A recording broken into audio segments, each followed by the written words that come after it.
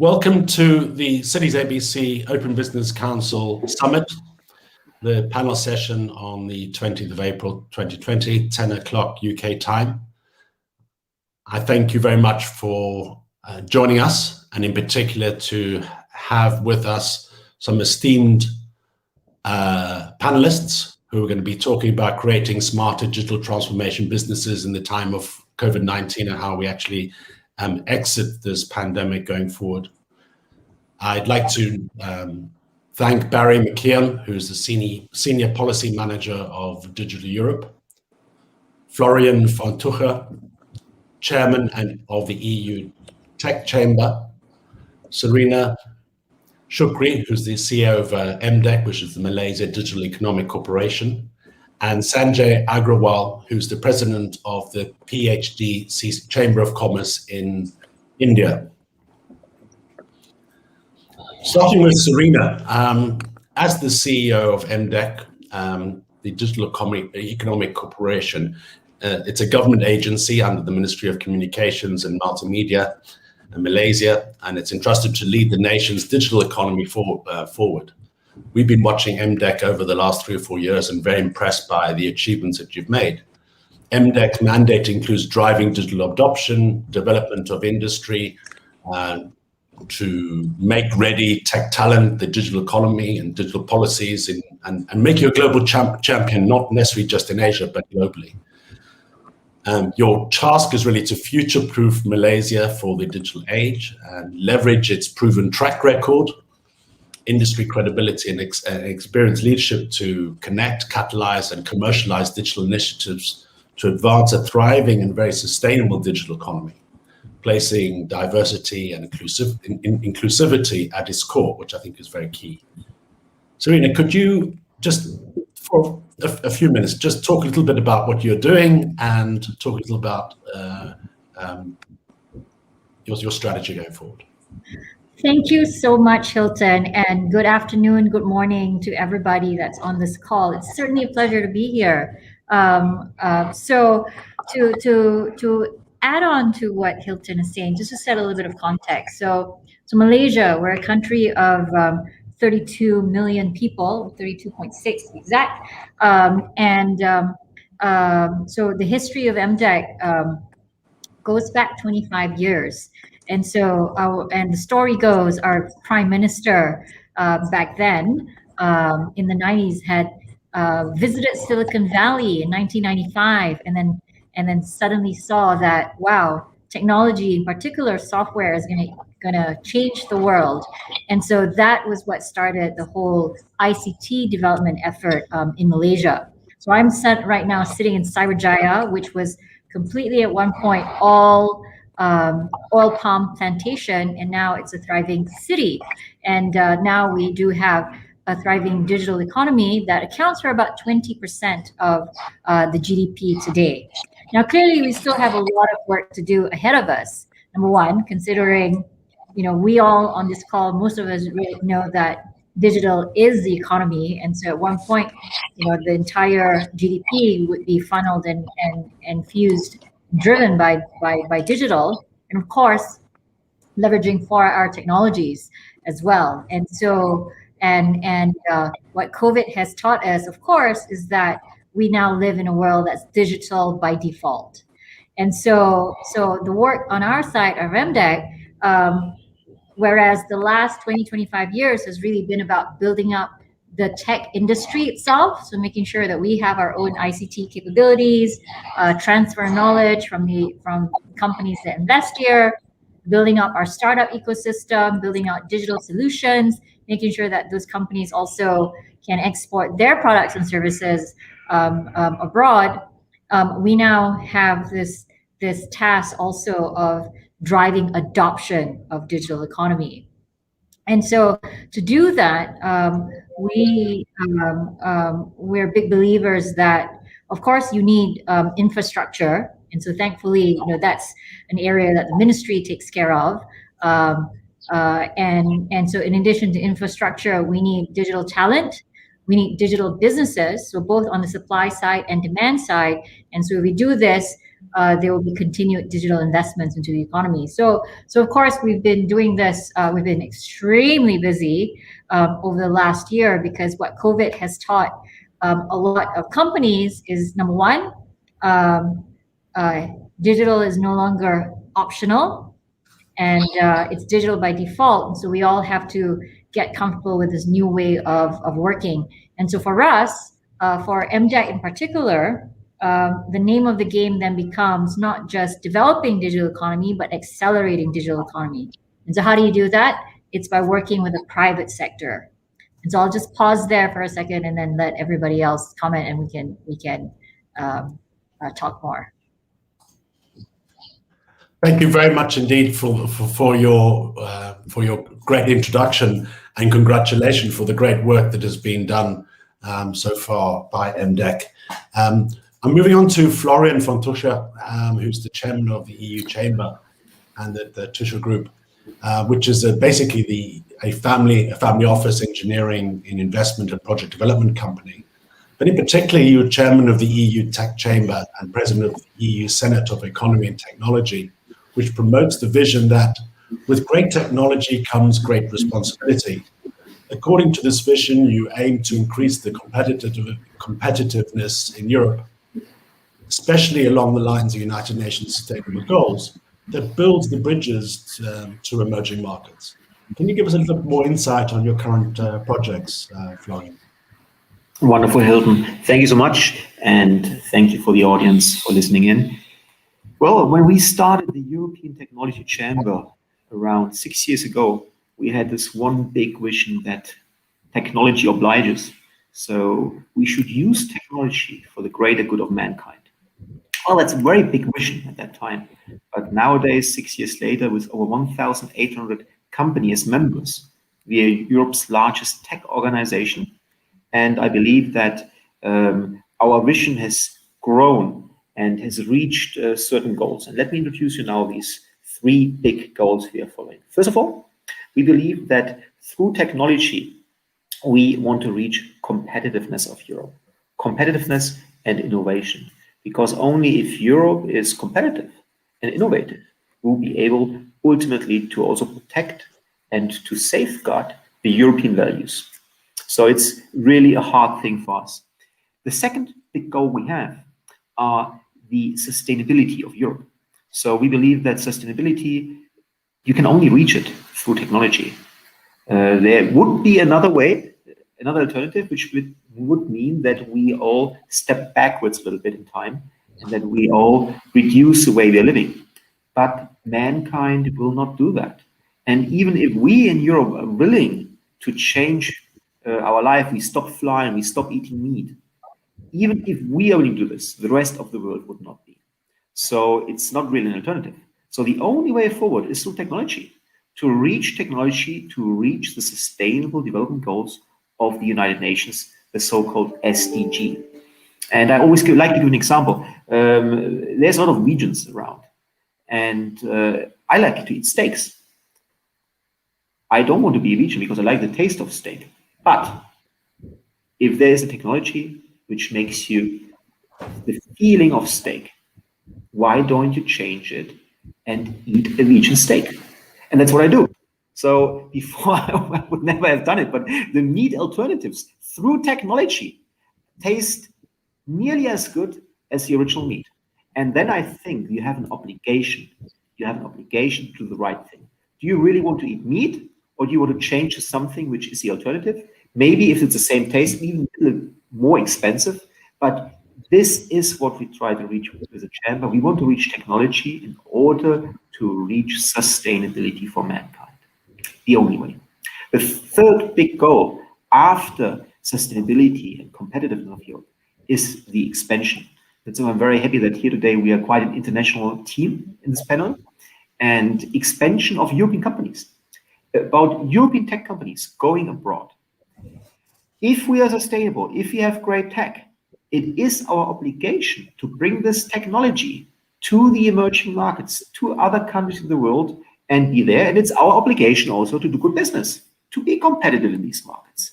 And this is actually where the circle closes itself. You can see that competitiveness, sustainability, and growth. They fit beautifully together, and that's what the EU Tech Chamber is trying to reach. And I'm very happy to be here today to talk later on also a little bit about what and how we are doing that and give you some more real case studies. Thank you, Hilton. Thank you very much, Florian. That's very interesting. You want to reach out to, to other developing countries and developed countries. I'm very glad to have Sanjay Aggrawal here, who is the president of the PHD, which is a Chamber of Commerce of Industry, established back in 1905, I recall, in India. And it's a very proactive and dynamic multi-state organization working at the grassroots level with a very strong national and international linkage. The Chamber acts as a catalyst for the promotion of the industry and the trade and entrepreneurship that we're all very familiar with in India. The Chamber, through its research-based policy, its very strong advocacy role, positively impacts the economic growth and development of the Indian nation. And the Chamber is more than just an organization of a business community, as I understand. It lives by the chosen motto, which I love: in communities, life, and part of it, and contributes significantly to the socio-economic development and capacity building in several fields in India. Thank you very much for joining us, Sanjay. If you could just talk a little bit about your current projects and your vision going forward. Thank you, Hilton. It's a pleasure and a privilege to speak on this platform and to share my views with such a glittering and outstanding panel. Let me just say that my previous two speakers are both totally focused on technology. The Malaysian Digital Commission, of course, Surina represents, and Florian represents the European Technology Chamber, and both are definitely at the cutting edge of the technical revolution that's happening. As a chamber, we represent a varied segment of stakeholders from all segments of business enterprises across the nation.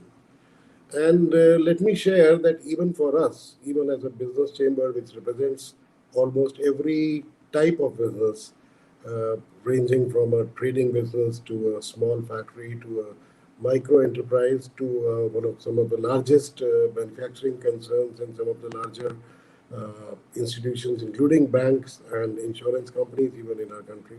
So we are an omnibus chamber which has to represent the overall interests of the business.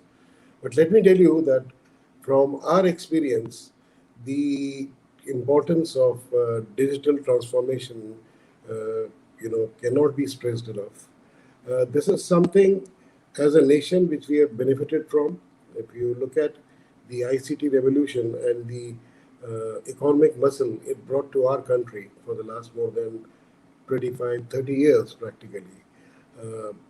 The ICT itself was a transformational, I would say, business for the Indian economy in a way. But leaving that aside, that would be, of course, something that a small part of the business was doing, which was ICT in terms of services for the nation and for companies across the world.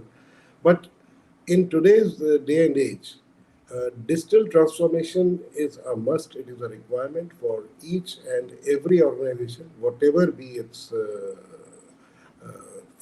chosen field.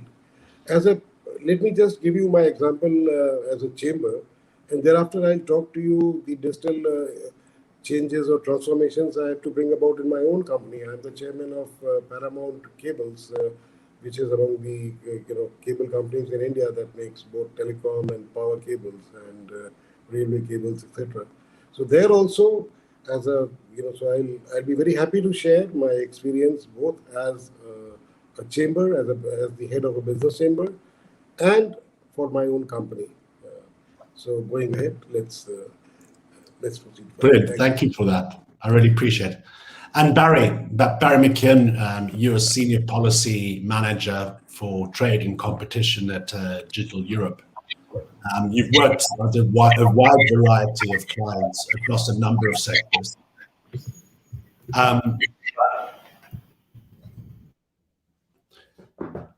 Sorry, I just had some feedback there. So you've worked in a wide variety of clients across a number of sectors, particularly agri-food, energy, environment, and consumer goods, in particular ICT.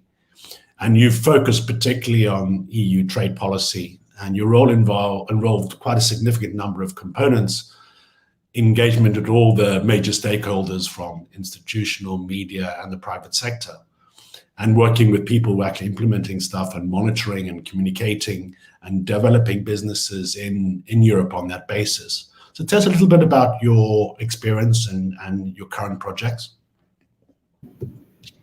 Sure, and thanks for the introduction, and hello to my fellow panelists as well. It's a pleasure to be here.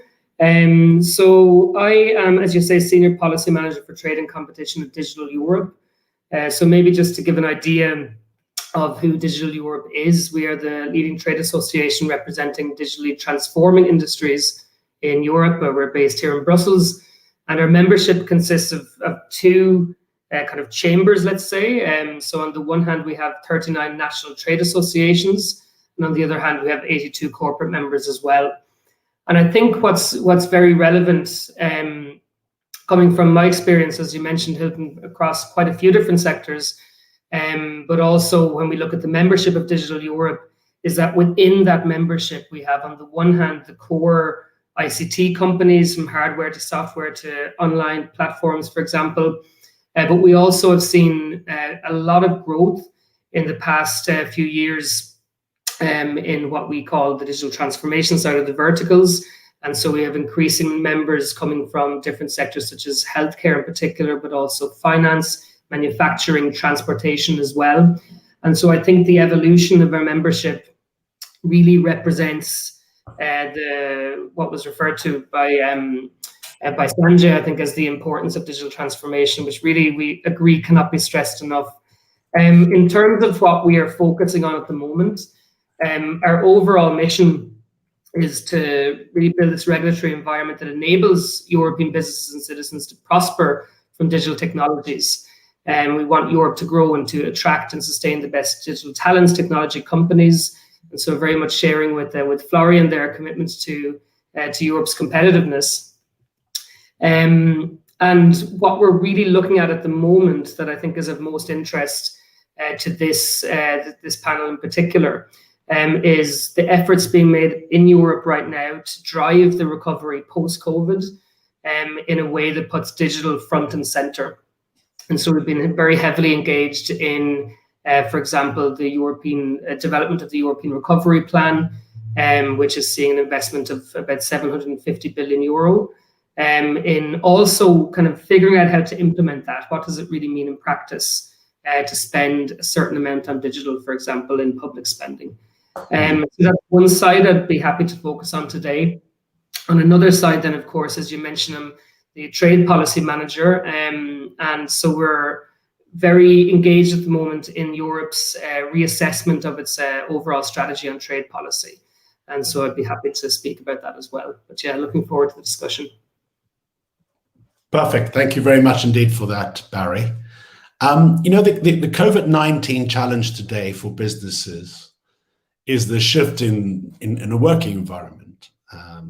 As we know, we now relying quite heavily on digital means to reach out to our customers and being more digital in our engagement with them. My question to you, the panel, is, and I'll start with Surina, what would you advise businesses today to do so as to ensure that their survival and growth in this post-pandemic economic environment is achieved? Surina, you're on mute. Sorry. So it wouldn't be a conference call if we didn't utter those words. You're on mute. We have a standard international sign saying, exactly, you're on mute or can't hear you. But anyway, so as I said earlier, I think the first step is recognizing the fact that it is digital by default now. So you must really realize that we must find ways to leverage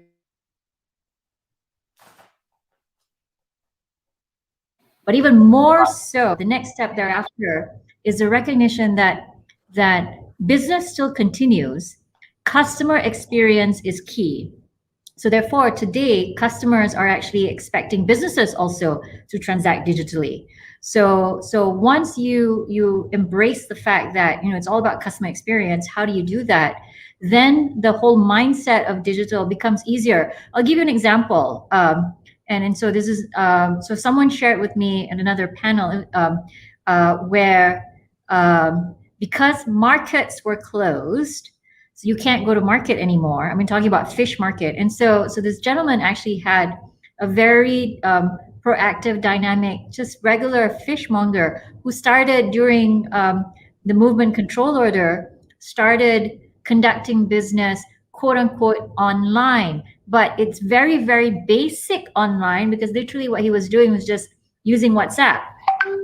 But that was primarily, it started from the notion of, I'm thinking about my customer. My customer is out there. I just need to reach him. So he's starting to leverage, quote unquote, digital, albeit it's very, very basic digital. But that mindset of, I got to serve the customer, that is key. And so businesses in general, whether or not you are government, and surely we had examples of that, right, when governments all around started enforcing movement control orders where you can't go into to get your service anymore. So how do you connect with your customer, all the way down to this fish market example? So when you think about the customer first, the rest of it starts to become easy. Then you start to think along the lines of, how do I use digital to create a better customer experience and be better, faster, and cheaper, which is basically what the customers expect. Thank you for that.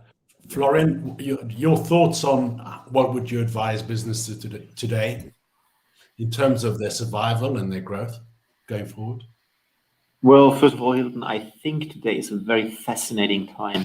There's a lot of opportunities out there, and I know it's a crisis, but in every crisis, there are great opportunities. And it's very sad to see what happens, but see it from the bright side. How much opportunity is there? For example, with the RNA, new medicines. What can the world reach through those in the field of cancer treatment? What can the world reach through new developments, such as these tools we are using? So if you're in business, see this crisis as an opportunity to restructure yourself, to use technology in the right way, and in such way to be able to redefine yourself. And I can tell you, even from my own business now, from the Tucher group, we have had a great year. And it's just because we spend a lot of energy, a lot of resources also on redefining ourselves. And many of our members of the European Technology Chamber have taken this. I spent myself around 10 years in Asia. I lived there, was sent with our family office. And during that time, there was one beautiful Chinese word, like the weiji, which is like the crisis. And my Chinese teacher, one of the first lessons, he explained me, look, Florian, in these two words, it consists of two characters. And one of these characters is Qihui. It means the opportunity. And in the crisis, there's an opportunity.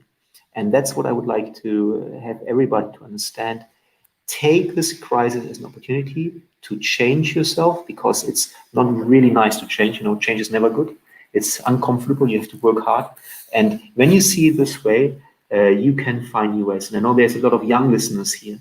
This crisis is an opportunity to define where in life you could go, and always be sure the next crisis is around the corner. And once it comes, take it as an opportunity. Thank you for that. I'd love to, and then offline, I'd love you to send me those characters. I'd like to see that sometime. Thank you. Sanjay, thank you very much for joining us. In terms of your working with the chamber, in the PhD Chamber of Commerce in India, and India's going through, it's a massive country and massive changes. What would you advise businesses today to do to ensure the survival and growth in post-pandemic economic environment?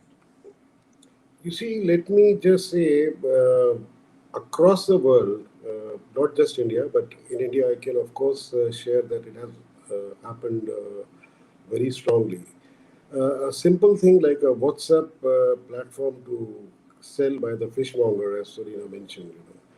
All these things are innovations that small businessmen, micro businessmen have been very fast to pick up, and they have utilized whatever the internet, whatever the ICT had to offer on a very, very fast basis, because it had become a question of survival during this past 1 year as to your normal way of business was totally disrupted. And I would say a very huge percentage, an overwhelming percentage of small businesses were able to innovate and make that crucial step to the online systems or technology, whichever way it could help them in terms of getting to their customer, getting their supplies, getting their jobs done. I think this is something that, but it's what this pandemic has brought about a huge sense of urgency in everybody, that now it's not something that you might do later, you might do tomorrow. As Florian said, the next crisis could be just around the corner. Nobody knows what's going to happen now. That's the sort of mindset we are now getting used to, which did not happen earlier. We all used to sit in a very safe cocoon, that whatever our circumstances are, they are going to remain, and they will change, if at all, very gradually.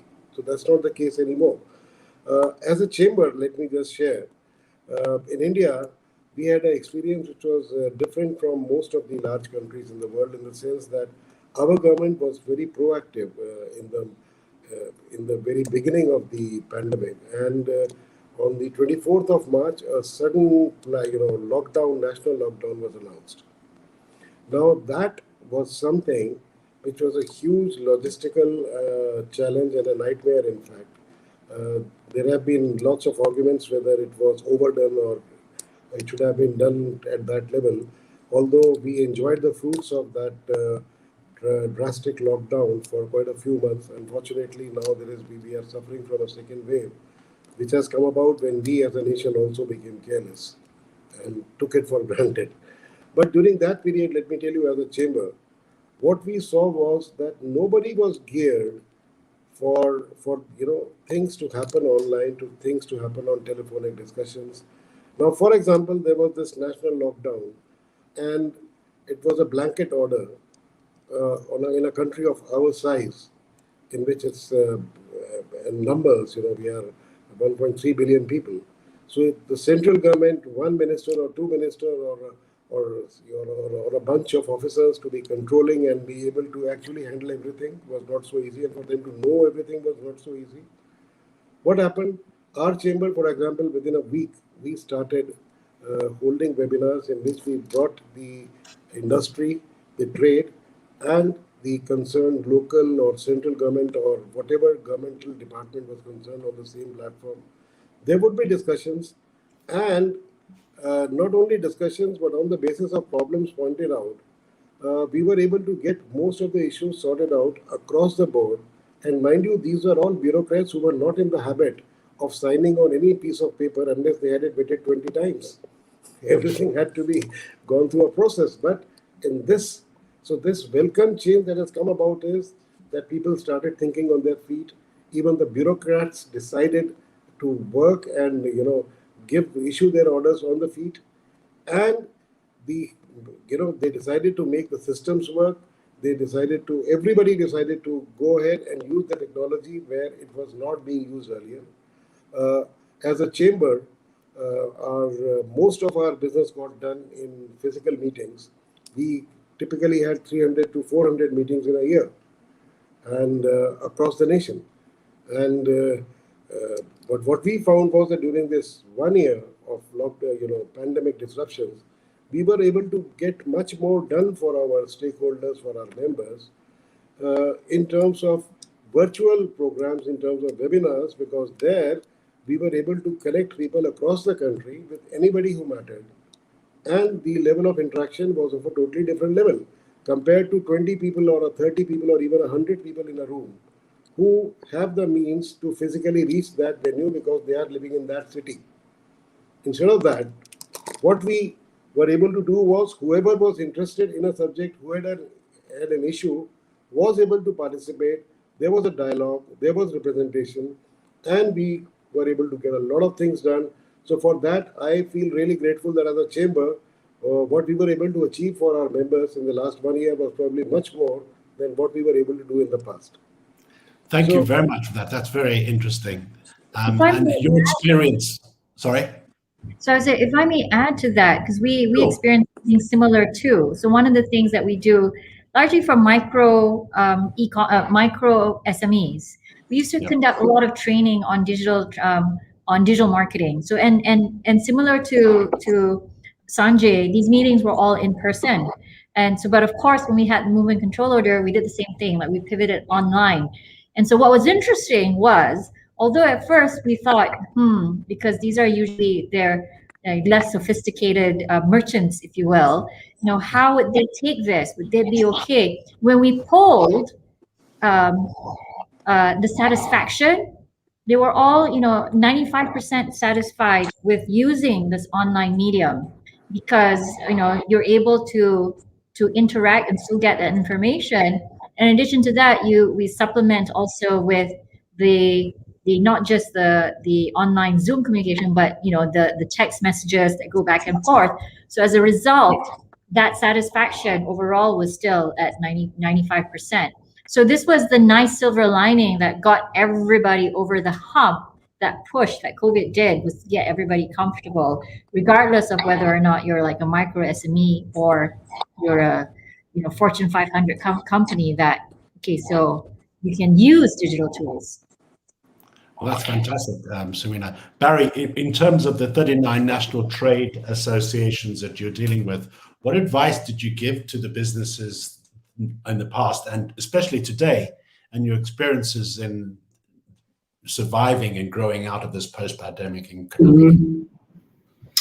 Yeah, it's a good question, and I think the interesting position that we're in now in this kind of within the COVID world, and looking to the post-COVID world as well, is that with millions of people on furlough, for example, with various government spending programs being boosted to an unprecedented degree, that the importance of government spending and how that's done, I think, has become more and more important. So as a policy advocate at EU level, and also, as you mentioned, by our MTAs with the EU member states as well, I think the biggest message that we've shared with our businesses is that you need to tell governments, now that we're going into this kind of very high spending time, how that spending can best be done.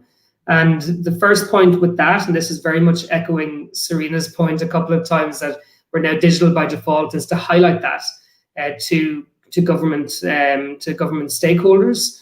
It's often still easy to put digital in a box, but it's very much relevant across so many other different spending priorities as well, whether that be on health or education, even in agriculture, for example. And so it's very important, I think, to highlight the enabling role of digital across the economy, to make sure that governments put their money where their mouth is, basically. And we've had a good result in Europe there in the recovery funds that were announced last year. It is a commitment to 20% of all spending going towards digital. And so we're very focused at the moment now on working out how to do that.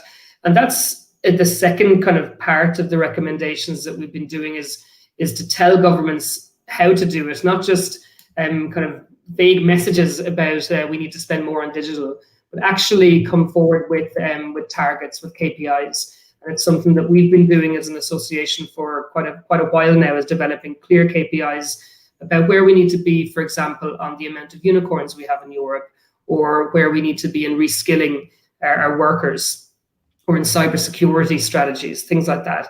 And we've seen that now reflected in European policymaking again. We recently had the publication of what was called the Digital Compass, which included, for example, a commitment that 75% of companies should be using cloud, AI, and big data, and that the amount of new unicorns should be doubled. And so, I mean, this giving clear targets is a way to make sure that spending is done in the right way. And then I think as well, when we are coming out of this time, or still in this time where so many are working online, or selling online, are living their lives online more than ever. It's a time to call upon governments to consolidate these advances in digital transformation by developing the right regulatory frameworks for AI, for example. If you're following the European regulatory debate, we have an AI regulation coming out tomorrow, I think, which should be quite interesting. But also figuring out how we can enhance cybersecurity in particular amongst firms through the regulatory environment and through investment as well. And so that's one thing that we've been putting across. The other thing is quite a strong message to embrace international trade. And I think even the panel we're having today shows how much now we can trade and talk across borders.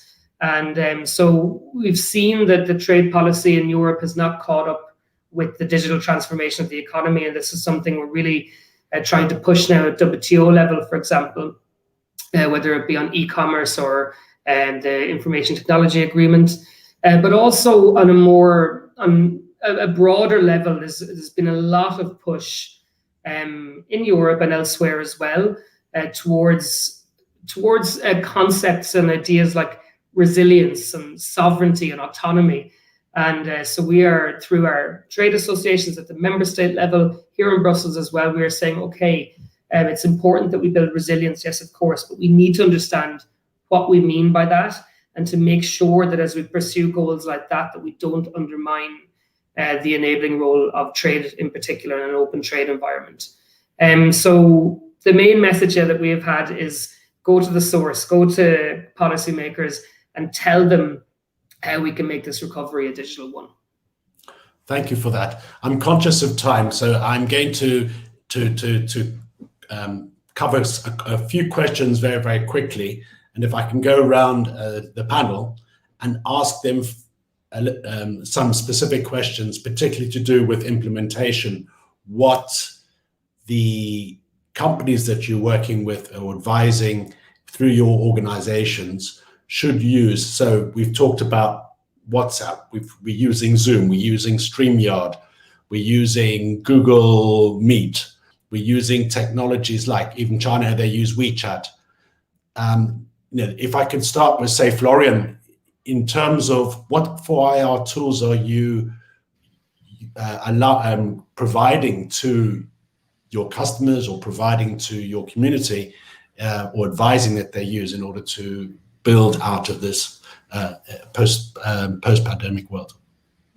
Thanks, Hilton. When we started to look at the world, actually before the pandemic started, we decided to look at it from a more European angle. And there's a European privacy law, which is quite harsh, and it prohibits a lot of companies to go into a certain digital level. And that also reduces the way we can do business. So we looked at it and we thought, well, many companies cannot use Zoom anymore. Many companies can't use Teams anymore because they don't have their servers inside Europe. It's just forbidden. And we decided to build our own platform, which is based on European servers, European system. And that was 1.5 years ago. And we collected from some of our members some donations, and we built it. So you can visit it, www.technology.eu. That's the platform. And it's a very simple system where we basically connect a conference tool such this tool we are inside here from StreamYard, which is a good tool, just not on European servers. And we connect it with a virtual exhibition in order to connect people all the time. Because why are people coming to these events? They want to get smarter, they want to learn, but they want to connect. It's all about doing business together. It's all about connecting and generating the next opportunity. And that's what we have done with our own tool. There's multiple tools out there. I see that this is also streamed in Facebook. It's streamed in YouTube. I think this interconnection is very important, but you have to get it right for your market, for your audience. Brilliant, thank you. Surina, you've talked a little bit about your fishmonger using WhatsApp. This was a great example. What other tools are MDEC allowing to allow the Malaysian companies to engage with to be more digitally transformed?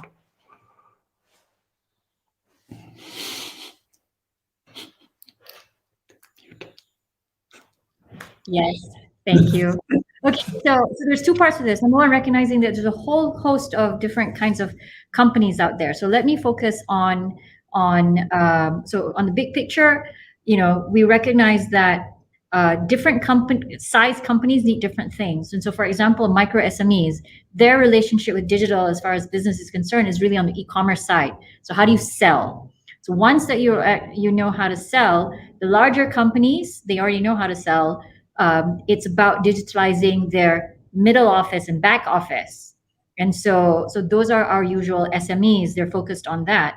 And then the larger companies, the enterprise, their relationship with digital is really on the data side. So how do you leverage data? What do you do? How do you go in your transformation journey? So we first think of it we start to segment that way. What do you need? And then which part of it? And in addition to that, before we get prescriptive, we really need to make people understand that digital is a journey. It's not just a one-time thing. So you really need to understand the continuum. You start with digitalizing your front office, i.e., are you e-commerce enabled? And so if so, let's get you connected. And in addition to just the tools, it's the education that's required. And so this is a very important point, because we've learned that you kind of have to do it in parallel. It's not just enough to give somebody the tool. You have to give the education and awareness in terms of how you apply that. So what we've done is a two-pronged strategy. So on one side, we segmentize we curate the solutions. Okay, so do you need like tools for your middle office, or your payroll, your logistics management, et cetera. So we help. What the government has done is curate, like, here's 437 different companies, and so if you need this, then here's 10 for that, and here's 20 for your logistics management, et cetera. So we've helped with that.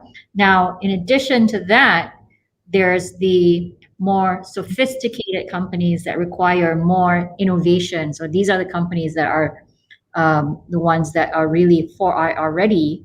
And so then we start pairing them up with solutions. So we typically don't take the tools approach, because there's many different kinds of tools that's out there. And so it's the training that's required to get there. So for example, we all are familiar these days with all the different kinds of startup, boot camps and accelerators. And in those, you enable those startups to learn how to be better. So design thinking and pitching and all these other growth hacking and whatnot. So what we've done is take those principles and we've created these SME accelerators, digital accelerators. So you apply more or less the same innovation principles to these SMEs so that they can think and start to apply tools on their own. Because otherwise, without that education, it's just, how do I know what to do with all the different tools that's out there? And how do I continue on my digital journey? So that's the approach that we take here. That's a great approach. Sanjay, in terms of your engagement with the members of the Chamber of Commerce, the PhD Chambers of Commerces, how much education are you doing to the community that you're working with? Sanjay, you're on mute. Sorry. Oh, yeah, sorry. As I mentioned earlier, you see, we, in any case, have a large outreach, and we have a large number of programs, roughly 300 to 400 every year. Last year, during the pandemic period, in fact, we had 500.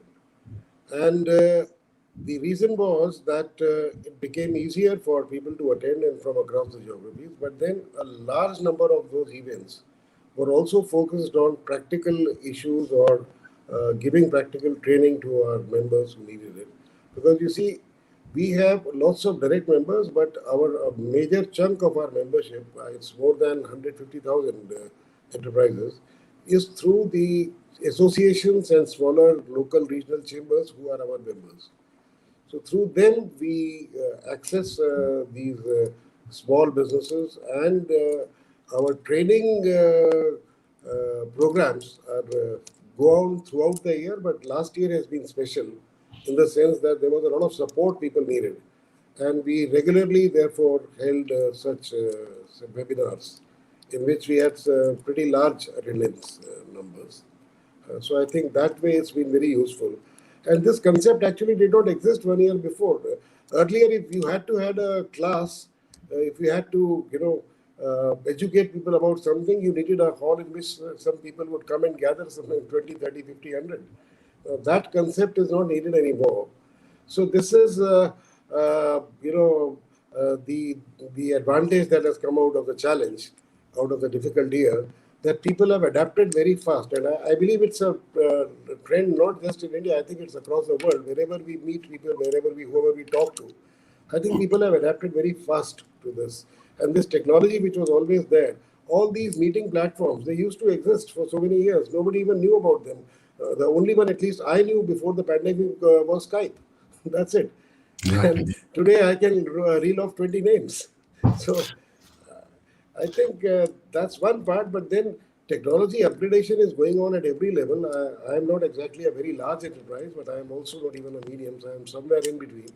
But even in my company, we have stepped up our efforts. During this period, we have migrated to SAP to make sure that we are able to, generate, analyze, and, use our data more effectively, whether it is in terms of our production data, shop floor data, or even in terms of our finished product inventories or stocks or even customer relations. So I think all these things have brought about a new urgency in terms of digital transformation, which did not exist earlier.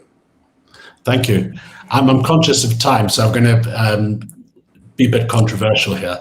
I mean, it's very clear that education is key. All of you have come up with a very strong line in terms of the resources that you are making available to your communities, whether it's in Malaysia, whether it's in India, whether it's in Europe, in terms of helping businesses shift into a working environment that is more digital. And I would encourage everybody who's watching this panel to really reach out to the organizations, and particularly the members of this panel, if they are in that particular area, to get that help and support, because that's help and support is vital in terms of moving out of this current pandemic. One of the things is that if you look, I think somebody came up with a number the other day that in terms of global advertising spend, I think Facebook and Google absorb about 80 to 90% of that. When you are advising and working with your customers, do you encourage them to go down that route and start advertising on the Facebook and Googles of this world, or do you look at other ways in which to advise them to grow their businesses by engaging customers in a different way? Barry? In terms of online presence, I guess, because I mean, when it comes to Google or Facebook specifically, I wouldn't have recommendations for our clients as our associations or our members, because Google and Facebook are amongst our members. But I think that we have seen, more broadly speaking, the importance of moving online and moving activities online that you may not have thought to do so before. And so we are an advocacy association, so our bread and butter really is meeting people. It's the coffee at the event, it's the glass of wine at the dinner. And so we've placed a very strong emphasis this year on moving these activities online and finding ways to make them still workable. So this has taken place through, for example, flagship events. I mean, we held our annual flagship event in February called the Masses of Digital, where we managed to have 4,000 online participants. We were obviously very happy with that. And even within that sphere, we managed to create virtual networking opportunities, for example, which were, I think, quite successful. And so I think this has been our main kind of recommendation would be try, insofar as possible, not to stop, but to move online where you can, and to see also opportunities to increase your activities. So our events, for example, from roundtable discussions to policy workshops, we actually tripled them over 2020. And so I think we've seen that there are some ways where you can increase your online visibility and increase your overall activities as well, despite the circumstances. So they would be the main things we've done. Florian, in terms of your working in Europe and your relationship with your customers, do you encourage them to go the easy route of spending loads of money with Facebook and Google and hope to get some customers, or would you suggest something else? First of all, depending on your customer, use the right tool for that. But we definitely advise them. As a technology chamber, we have our statistics pretty much up to date, and it's where you have to spend your money, full stop. That's the place to spend your money nowadays. Not just because of Corona, but because the world changed. Okay, and Surina, what do you have any other suggestions other than Google and Facebook? Lots. I could even say TikTok, right? Yeah, of course. Like I said, it's all about engaging with your customers first. I think for a lot of people that are going on this digital transformation, it's different ways of communicate. So it's either you communicate better via digital, or you reduce improve your process faster using digital. And so there's so many different tools out there, and I think it's all about just experimenting and choosing the right one. And even like TikTok. What about doing things organically?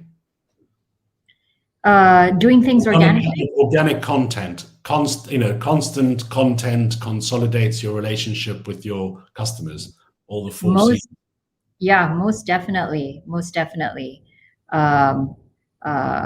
And so it's all about content these days. So definitely, it's all about engaging. Absolutely. Barry, do you see lots of do people engage through your platform with the potential customers and each other through your platform? Yeah, well, I suppose it depends a little bit on what we define as customers. But if I can think of our customers as Digital Europe as, on the one hand, our members, but on the other hand, our policymakers here in Brussels, absolutely, people have, I think, taken advantage of the opportunities that have been offered by the current situation. Because one of the challenges, obviously, in policy outreach is getting people to Brussels. And it's really what we've found has been great over the past few months is what a diverse array of people we can have in the room. When we're meeting a policymaker in the Parliament, perhaps, or in the Commission, not only can we have access for people who maybe wouldn't otherwise have the resources to come here, but also if we're dealing with a technical issue, we can have experts dialing in from, I don't know, one of our company's offices in Japan or something like that. And so it's been, that agility has actually been hugely beneficial, I think, to the way that we have engaged with our policymakers here. Brilliantly, thank you. So we've got a couple of minutes to go, and I said what I'd like to get from all of you is your 1 minute vision for the future of how digital transformation using fourth industrial revolution tools in the framework of Society 5.0 is going to actually play out in the next few years. Surina? So I think it's on one hand, people say the future will be here sooner than you think. But on the other hand, the future that is inclusive will take some time. And so when we think about, the vision of, like we talk about Society 5.0, Malaysia 5.0, that's all about making sure that you've got an integrated and inclusive society an inclusive society that's integrated with technology. And I think that might really take a little bit longer than we think if we're not really conscious about this. So it's finding that balance. On one hand, the future is here, but we really need to figure out ways to expedite how to create that inclusive future that leverages technology. And that's the vision that we hope to create. Because otherwise, if we're not conscious about it, this disparity between the haves and the have-nots will continue to persist. Thank you. Florian? Well, first of all, I would like Hilton, to thank again this fantastic panel and giving this opportunity to us. I think for the future, it's really important for cooperation and to bring people together, how we can cooperate and bring technology to use that. And this tool coming together like this is a way to do it, and just collaborate, connect, and get together. Absolutely. Barry, your vision? Yeah, hard to pick just one, but if I was to say a couple of things, first of all, a digital economy that is more open and more fair and more accessible through the use of digital solutions and through the through enhancing digital trade in general. Then also what we maybe haven't mentioned so much, the climate transition enabled by digital through coordinated spending. They would be the vision that I would have personally, I think. Thank you, Barry. Well, thank you very much, everybody, for a great panel in terms of creating smarter digital transformation businesses in a time of COVID-19. We had a great audience. I'm sorry I didn't have a chance to respond to any of the questions which were coming loud and clear on the live feed on YouTube. I would like to thank Surina, Shukri from the Malaysia Digital Economy Corporation for your great contribution to this panel. Florian from Tucher as chairman of the EU Chamber, and also Sanjay Aggrawal, who unfortunately had to leave earlier for previous engagement, who's the president of the PHDCCI, and of course Barry Mckeon, who's the senior policy manager at Digital Europe. I would encourage all the everybody to engage with their local access point to both Barry, Florian, Surina, and Sanjay, wherever you are. If you need to find out how to get in touch with them, please go to citiesabc.org or openbusinesscouncil.org, or get in touch with us through our social media channels. All the social media channels of Surina at MDEC, at Barry in Digital Europe, and also Florian through the EU Tech Chamber. Thank you very much indeed for your time and your attention, and thank you very much to my esteemed panelists for making this a very, very exciting 1 hour. Thank you and good day. Bye-bye. Thank you. Thank you. Bye-bye.